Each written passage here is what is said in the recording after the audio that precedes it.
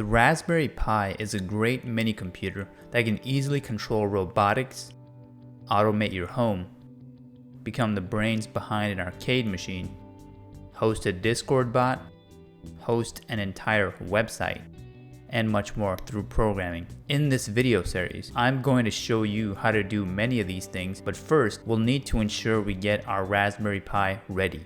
In this episode, we are going to download and install an operating system image on the Raspberry Pi. This applies to those of you that have either just recently purchased the Raspberry Pi, or you might be just looking to flash the most recent version of the operating system on the device. Please note that for the Raspberry Pi video series I'll be doing on this channel, we are going to use the headless version of the Raspberry Pi OS. This means that it's really designed for people who wish to use a command line interface as opposed to having an actual desktop environment. So before we get started, here's what you'll need. Of course, a Raspberry Pi, an internet connection, a micro SD card that you can use with the Raspberry Pi, and for most of you that are going to be doing this from your PC, an SD card reader. For a lot of you, you may already have your computer equipped with this on board. For myself, I actually use a USB 3 SD card reader, which accepts both micro SD cards and regular SD cards. For more details on this adapter, please see the description.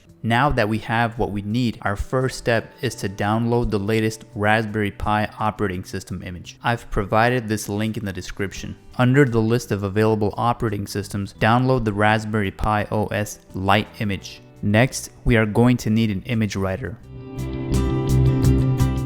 This is a tool that will use the operating system that we downloaded earlier and flash it on the micro SD card that the Raspberry Pi will be reading from. If you know what you are doing, you obviously have several options. If not, I recommend using Balena Etcher for PC users since it doesn't require you to install anything on your computer. I've provided this link for you in the description. Click on the drop-down menu option next to download and choose the portable version if you're on PC. Otherwise, there's also an option for Mac users. Now, we'll write the operating system image to the micro SD card that we're going to be using with the Raspberry Pi. But before we do, right-click Balena Etcher Portable and go to Properties if you're using Windows. Here, I recommend choosing the unblock option so that there are no security constraints getting in the way while we're writing the image. Furthermore, I suggest right-clicking and running as an administrator for pretty much the same reasons. Once the app is open, choose the Flash from File option and find the Raspberry Pi operating system that we downloaded earlier. Now choose the Select Target option and ensure that you check the box next to your inserted micro SD card and click Select.